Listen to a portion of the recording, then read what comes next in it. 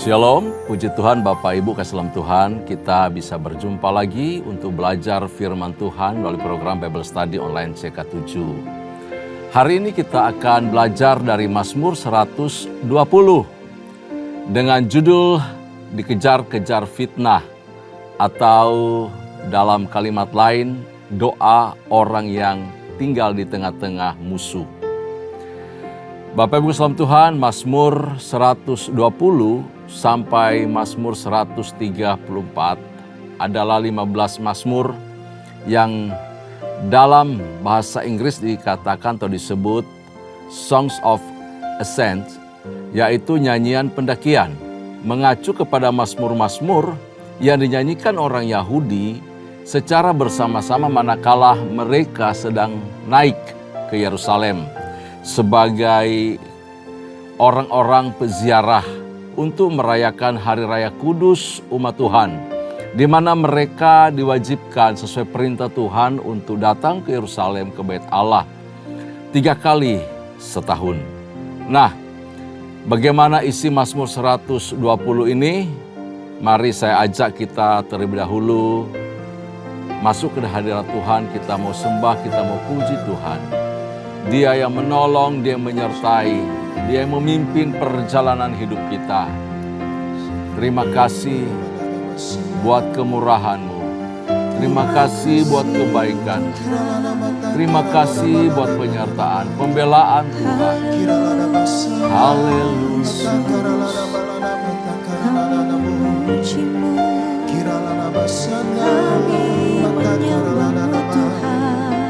Terima kasih Yesusku. Ku tidak takut, sebab Kau besertaku.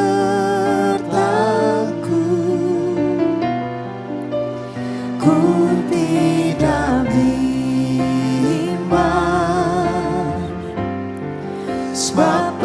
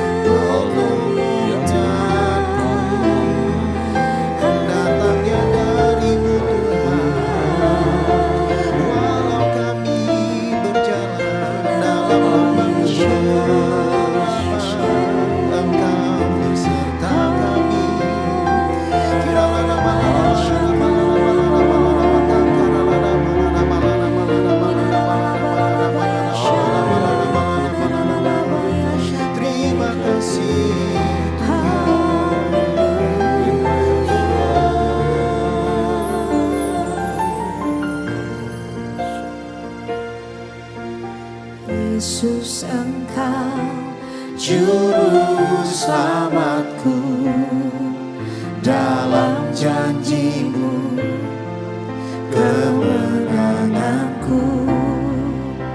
Selamanya kan ku nyatakan besar setiamu Tuhan di hidupku.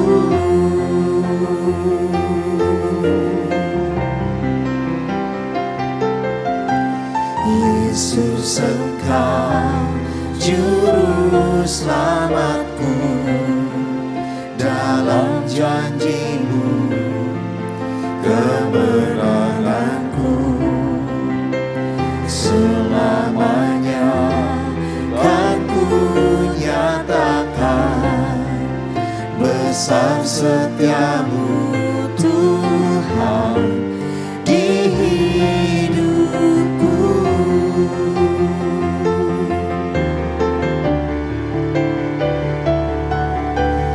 Yesus, Engkau juru selamatku, dalam janji-Mu kemenanganku. Selamanya kan ku nyatakan besar setiamu Tuhan di hidupku.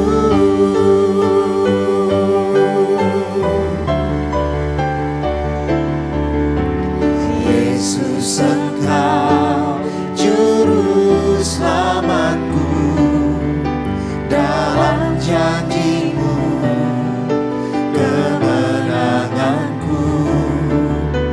Selamanya kan ku nyatakan besar setiamu Tuhan di hidupku. Besar setiamu Tuhan, besar setiamu Tuhan, besar setiamu Tuhan di hidupku.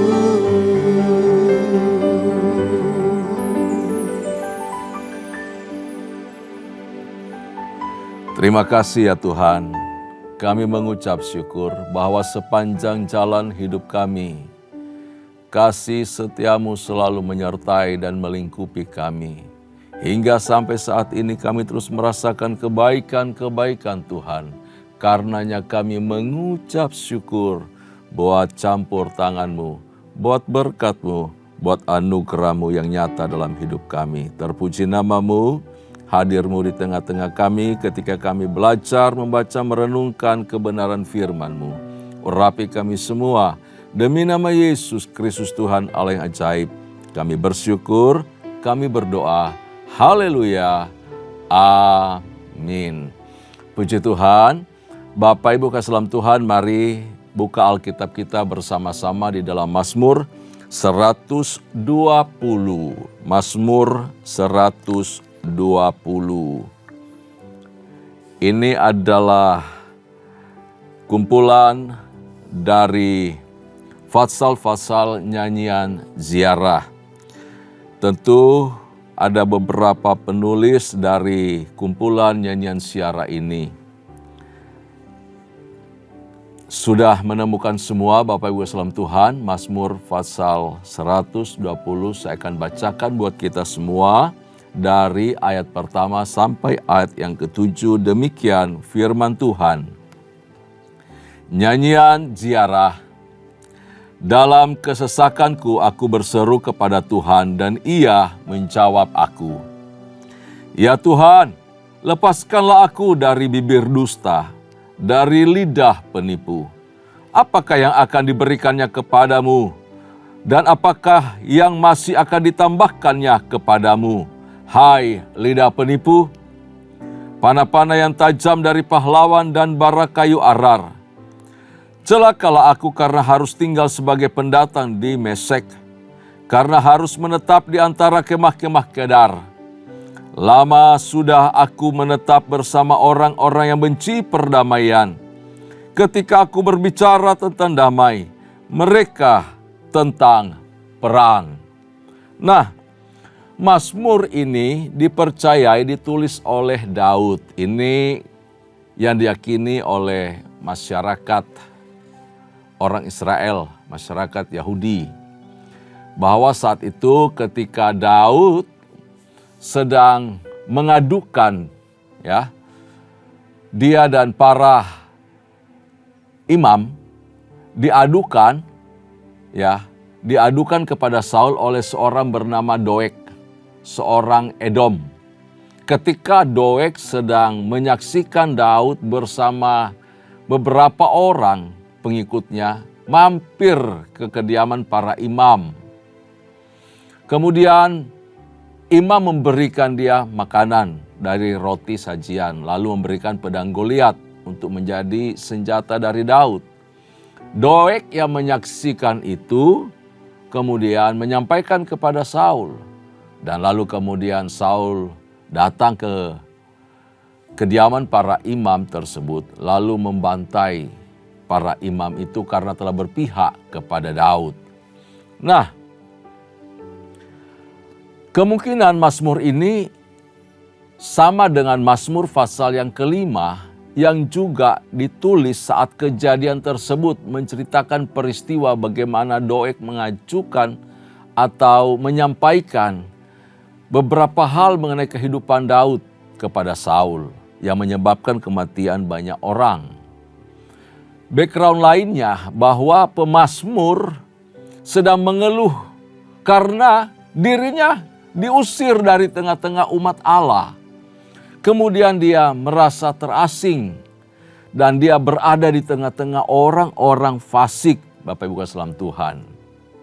Nah, ada kata atau satu kota, dua kota dikatakan di sini, disebutkan Mesek dan Kedar di ayat yang kelima.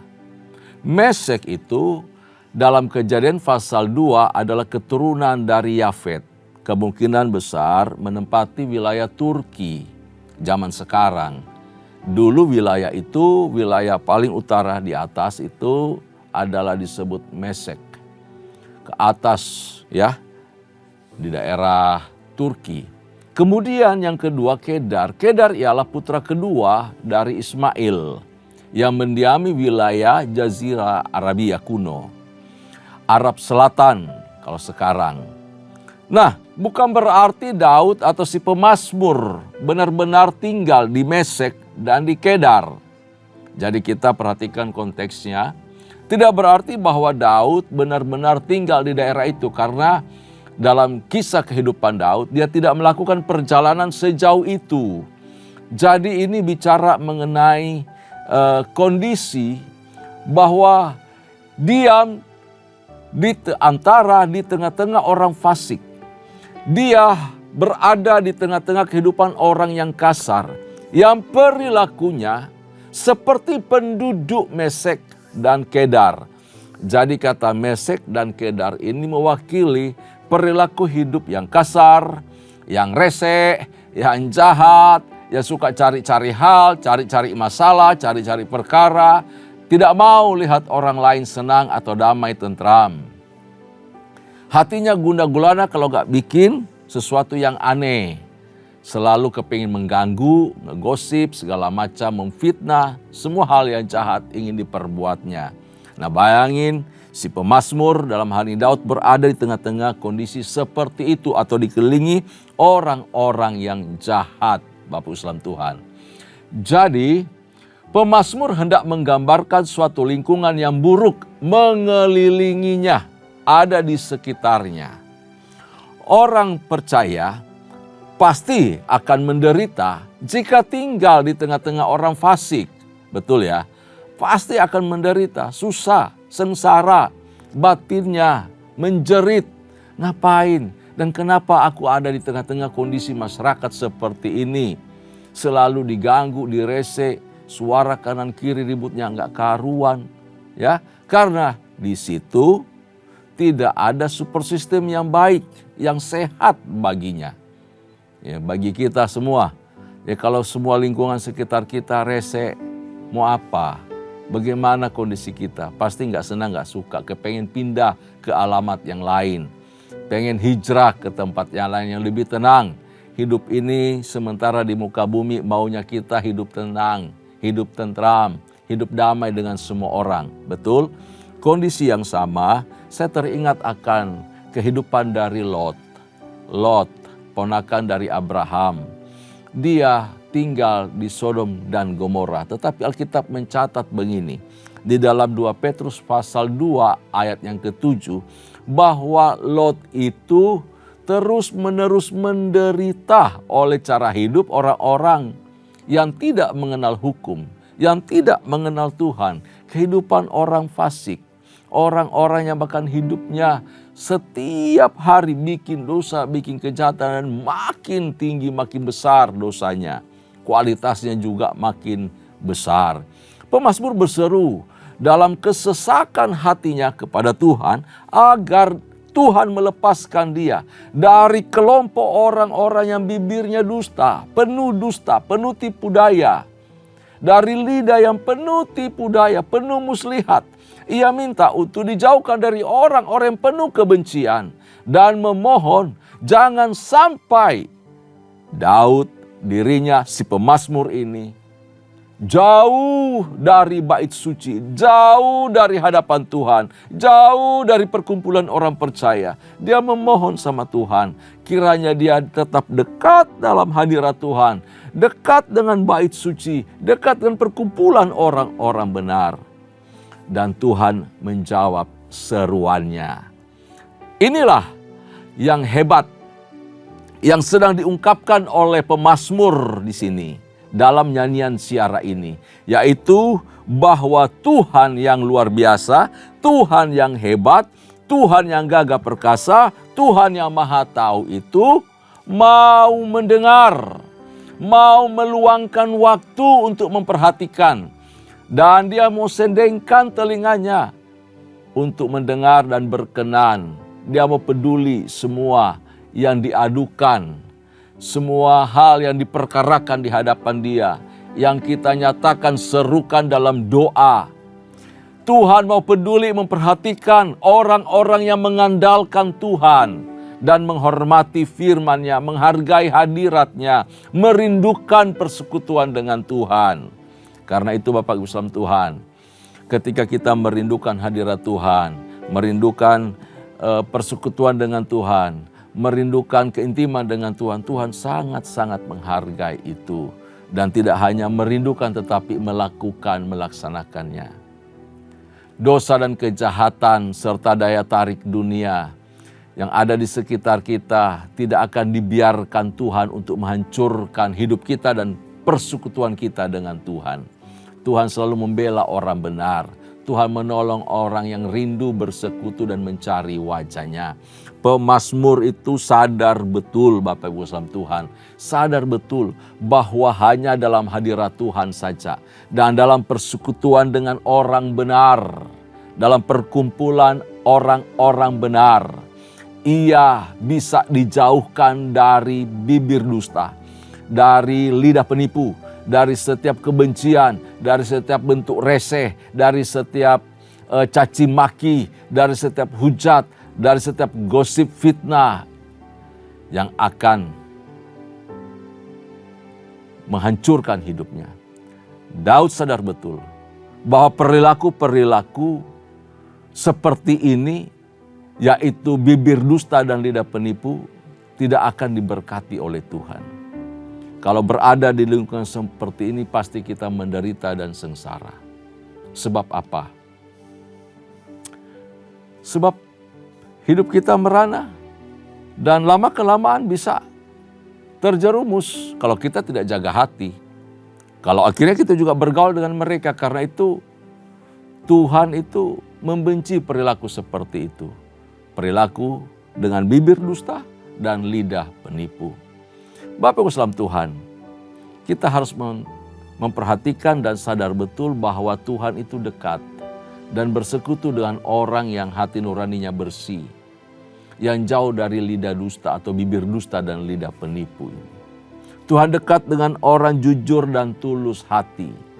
Nah, jujur dan tulus hati ini terpancar keluar dari mulut dan bibir juga, dari perilaku, dari perkataan kita, dari sikap hati kita. Nah, jangan sampai kita sebagai orang percaya dalam kehidupan setiap hari, baik di rumah, di lingkungan kerja maupun di lingkungan masyarakat, orang melihat, orang memperhatikan bahwa dari hidup kita, dari diri kita ini keluar dua rasa. Padahal tidak mungkin, seharusnya dari satu sumber itu keluar dua rasa. Harusnya nggak boleh. Surat Yakobus mencatat bahwa tidak mungkin dari satu sumber mata air mengalir dua rasa itu, pahit dan manis. Demikian juga seharusnya dari kehidupan orang percaya, kehidupan orang benar, tidak boleh keluar mulut dusta tadi, bibir dusta, lidah penipu, kata-kata kasar, kata-kata hujat, nggak boleh keluar dari hidup kita. Yang asam-asam, yang pahit-pahit itu nggak boleh keluar. Sebab apa? Kita adalah umat Allah. Kita umat orang yang dikuduskan oleh Tuhan. Kita pribadi-pribadi yang dibenarkan di hadapan Dia. Hati nurani kita, roh kita selalu dibersihkan oleh firman. Karena kita harus menjaga hati ini sungguh-sungguh di hadapan Tuhan. Mengisi hidup kita dengan firman. Supaya yang keluar dari mulut kita adalah perkara-perkara benar. Perkara-perkara yang kudus, perkara-perkara yang suci, perkara-perkara yang manis dan sedap didengar oleh telinga orang. Bapak Ibu salam Tuhan, apa yang dikatakan oleh Yakobus,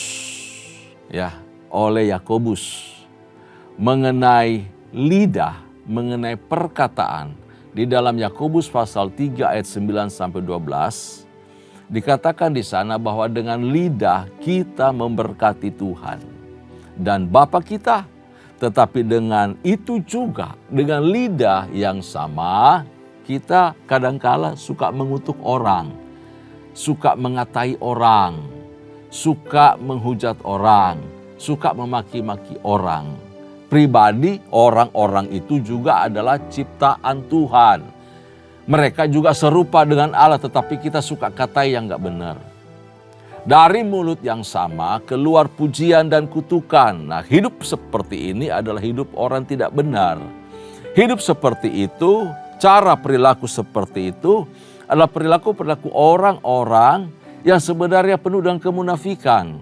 Rajin datang beribadah, rajin dikatakan aktif dalam kegiatan rohani, tetapi perilakunya, perkataan keluar dari mulutnya kotor, kasar, merusak, tidak membangun, membunuh mental orang, membunuh hari esok orang, masa depan orang. Ini bahaya sekali Bapak Islam Tuhan. Kadangkala emosi terbawa, marah, ngamuk, mengatai yang gak baik, yang gak pantas, gak boleh keluar dari mulut kita. Hari Minggu di gereja kita memuji-muji Tuhan, membesarkan, memuliakan Tuhan. Keluar dari pintu gereja, kita lupa aktivitas kita. Kita lupa menjaga hati pikiran kita. Kita lupa status kita. Maki-maki keluar, umpatan-umpatan keluar. Lalu kata-kata binatang, kebun binatang semua keluar nama-namanya dari mulut kita. Efesus pasal 4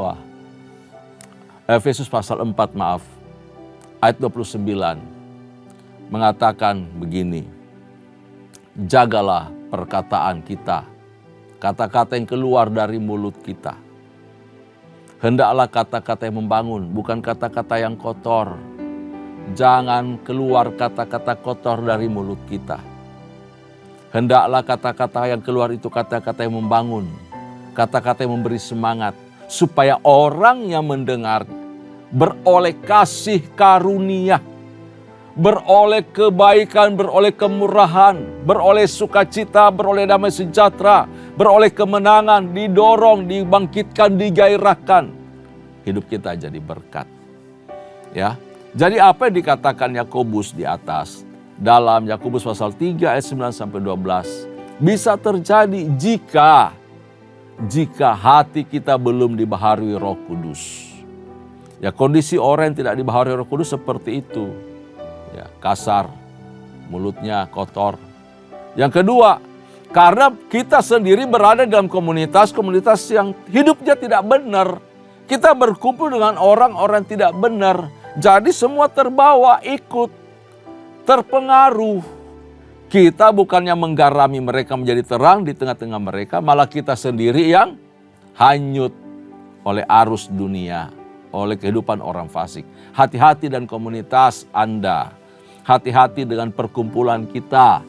Salah satu unsur penentu masa depan seseorang adalah dengan siapa ia berkawan, dengan siapa ia bergaul. Lingkungannya, komunitasnya mempengaruhi masa depannya. Jadi kalau kita mau masa depan kita cerah, bergaulah dengan orang takut akan Tuhan. Bergaulah dengan orang-orang hebat. Bergaulah dengan orang-orang yang cari damai. Amin. Itu yang disarankan dan juga diharapkan dalam hidup kita. Pertanyaannya adalah, mengapa Tuhan izinkan orang benar seperti pemazmur ini, orang yang cinta damai, orang yang cinta Tuhan, kok berada di tengah-tengah lingkungan orang-orang rese, orang-orang yang suka cari ribut, orang yang cari gara-gara, orang yang suka dengan kekerasan? Mengapa Tuhan izinkan dan biarkan? Mengapa Tuhan izinkan untuk seolah-olah ya membiarkan orang percaya itu, umatnya mengalami kondisi seperti ini. Membiarkan mereka menderita, alami kesesakan batin dikarenakan tinggal di tengah-tengah orang fasik. Atau mengapa orang fasik kok dibiarkan menindas orang benar? Nah, ini pertanyaan yang harus kita jawab bersama-sama. Bapak Ibu Tuhan, jawabannya sederhana. Karena Tuhan mau memproses hidup kita. Itu bagian dari sanctification.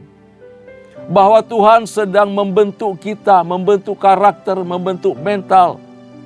Saya percaya bahwa kerajaan surga dihuni oleh orang-orang yang lolos dari ujian-ujian seperti ini. Orang-orang yang kuat, orang-orang yang bermental sebagai murid Kristus. Orang-orang yang punya roh dewasa oleh karena dibentuk dengan segala iklim kehidupan yang bervariasi. Dengan cara menempatkan orang-orang rese di sekitar kita, orang-orang suka ribut, orang-orang suka menjengkelkan, suka bertengkar. Tuhan mau kita menjadi pribadi yang kokoh, pribadi yang kuat.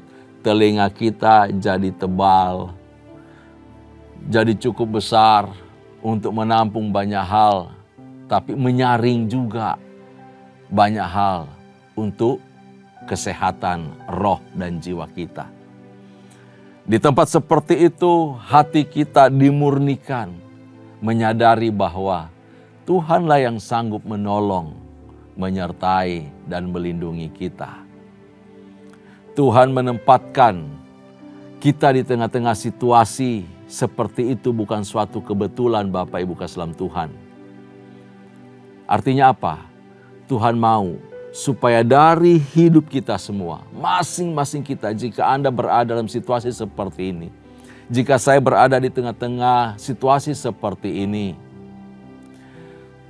dari hidupku, dari hidupmu akan muncul, terpancar karakter Kristus. Dari situasi yang sulit seperti ini, akan tumbuh karakter-karakter baru, karakter Kristus. Seperti apa bentuknya? Ketika kita digosipkan, ketika kita dicaci maki, ketika kita dibenci, difitnah, kita belajar untuk mengasihi. Kita belajar untuk memaafkan. Kita belajar untuk menerima semua orang, mendoakan mereka, hati kita jadi sabar. Sekalipun kita diperlakukan dengan kasar, tidak adil, namun kita menerima semua dengan lembut hati dan memaafkan atau mengampuni mereka. Hati yang lembut itu sulit, Bapak Ibu sekalian Tuhan, dibentuk, diproses. Jadi kalau berada di situasi seperti ini, di rumah cerewet melulu, diomelin melulu, bertengkar melulu bawaannya. Tapi kalau kita mau sabar, mau tenang, menerima, tabah hati, kita akan menjadi orang-orang yang sabar. Hati kita jadi lembut. Tuhan membentuk, Tuhan memproses. Dia paling tahu siapa kita. Tuhan paling tahu bagaimana caranya membentuk setiap pribadi kita. Tuhan tahu, masing-masing kita mungkin komplain sama Tuhan. Mengapa seperti itu terjadi? Mengapa kok dibiarkan terjadi? Sekali lagi, Tuhan paling tahu siapa kita. Dia izinkan semua ini supaya kita menjadi serupa dan segambar dengan Kristus. Pertanyaannya yang kedua, apakah itu mudah? Apakah itu gampang seperti yang sedang saya sampaikan ini? Oh, tentu saja tidak. Tidak. Itu perkara yang sangat sulit. Perkara yang sangat berat. Kenapa? Kadangkala kita gagal. Kadangkala kita kepengen balas. Kadangkala emosi kita bisa meledak. Ya, marah juga pengen. Mau ladenin rasanya. Tapi Bapak Islam Tuhan, kita selalu diingatkan, hati-hati. Kita selalu diingatkan, kamu itu murid Tuhan, anak Tuhan, jadi berkat.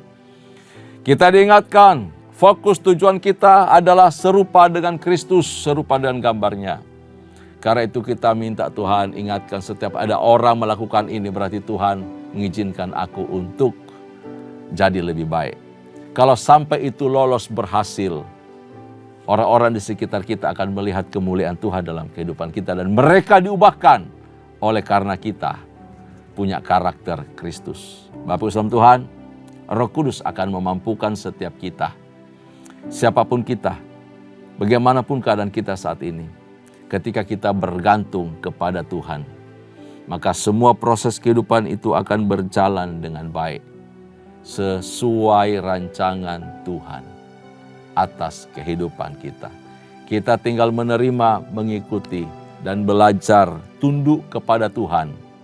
Menghormati karya Tuhan, menghormati rencana Tuhan, dimanapun kita berada. Neraka bisa jadi surga kalau hidup kita diubahkan menjadi serupa dengan Kristus. Keadaan yang sulit di sekitar kita akan berubah menjadi penuh damai sejahtera kalau karakter Kristus diam di dalam kehidupan kita. Tundukkan kepala, kita berdoa. Terima kasih untuk pelajaran berharga yang Tuhan singkapkan kepada kami lewat Mazmur 120. Terpuji namamu ya Tuhan.